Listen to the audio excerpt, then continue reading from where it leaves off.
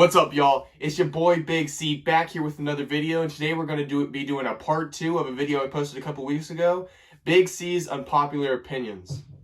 I want you guys to go like the video and hit the sub button, and before we talk about anything else, let's hop right into the video. With my first unpopular opinion, I have that D'Angelo Russell is a very overrated player in the NBA. So far this season, the Minnesota Timberwolves are not playing very well, and although the rookie Anthony Edwards is playing decent, Karl-Anthony Towns and D'Angelo Russell are struggling.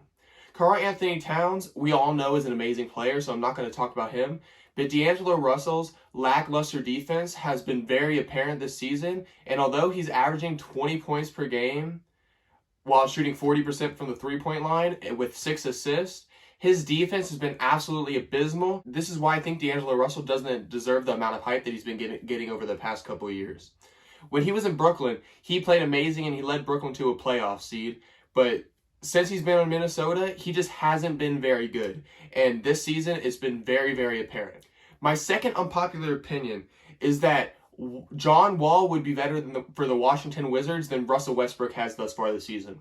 Although Russell Westbrook is averaging a triple-double with 19 points per game, 10 rebounds, and 11 assists, Russell Westbrook has been taking a lot of dumb shots and has been playing very inefficiently, while John Wall, on the other hand, has been averaging 18 points for the Rockets with 5 rebounds and 5 assists and playing very well defense and shooting the ball pretty efficiently.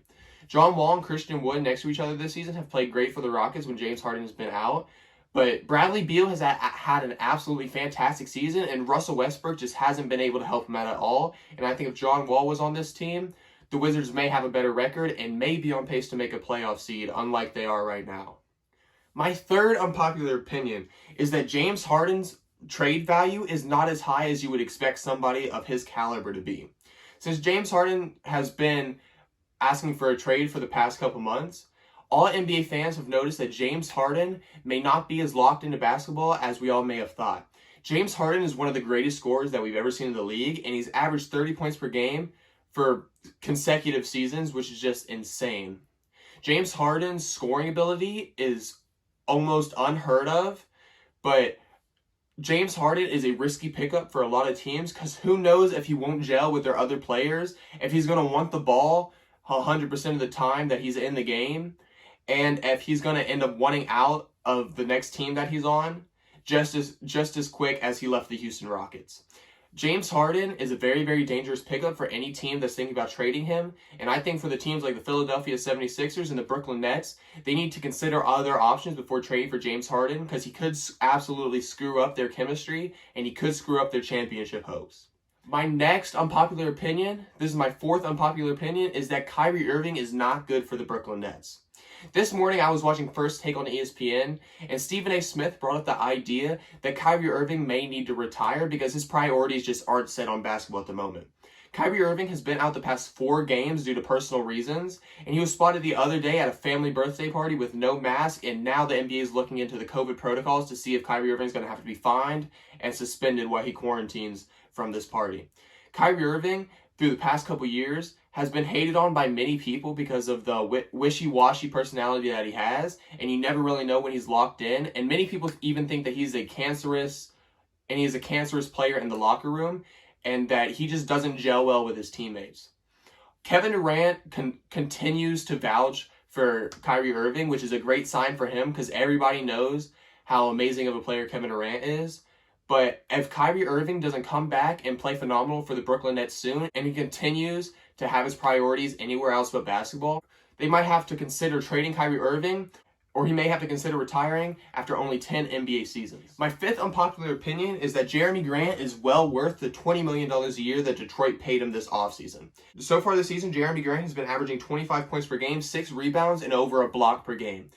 Jeremy Grant has proven why he's able to be a team's first option when it comes to scoring a ball, and although he may not be a very good first option in the NBA, he has led the Pistons to at least being respectable in a lot of the games they've played this season. Although the Detroit Pistons do not have a good record, players like Josh Jackson and Jeremy Grant have been very big bright sides for this team this year, and they have given hope for the Detroit Pistons' future. My next unpopular opinion is that Julius Randle easily deserves an all-star spot this year. A lot of the NBA world was clowning Julius Randle after last season with all the careless turnovers and all the careless shots and passes that he made last season. But so far, Julius Randle has come out this season, led the Knicks to a good record in the East, and played absolutely phenomenal on defense and offense. Julius Randle is averaging 22 points per game, 11 rebounds, and 7 assists. Last season, Julius Randle's passing almost earned him a Shaqtin' and full MVP. But Julius Randle's passing this year has been absolutely phenomenal. His defense has been absolutely incredible compared to seasons we've seen in the past. And his offense has nearly been unguardable. Julius Randle has shut all the haters up this season and proven why he is the best player on the New York Knicks this season and why the New York Knicks might be able to make a push into the Eastern Conference playoffs. My last unpopular opinion of this video is one that I am not very excited to say, but I think that this season's NBA championship will have a bigger asterisk on it than last season's Lakers championship. Although I do not consider last season's NBA championship to be any less than any other championship I've seen in the past, many people put an asterisk next to the Lakers championships last year and even call it a Mickey Mouse ring. And this season, with all the players that have been out with COVID so far, such as Michael Porter Jr., Jason Tatum, and how many games have gotten postponed this season, many teams aren't getting the chance to gel together and gain their chemistry. A lot of teams are not having anybody get sick, and nobody's getting exposed, so their chemistry is getting time to grow while other teams' chemistry is falling apart before our eyes. This year in the playoffs, we may see many teams that no one expected to be there, like the New York Knicks, and this could all be in part to the COVID outbreak in the NBA so far this season. Hopefully COVID slows down in the NBA soon, or else the NBA might have to shut down once again. I know we all hope that the NBA doesn't shut down anytime soon, and I really hope that this opinion that I stated right here never has the chance to come true. Okay, those are all my unpopular opinions for this video. Like I said before, I hope to make this a pretty lengthy series. And if you guys like these videos, let me know down in the comments below. I want you guys to watch these 2 videos that are coming up here. Watch them all the way through. Like the videos, subscribe to the channel, and share the videos with your friends. This is your boy Big C, and we'll see you next time.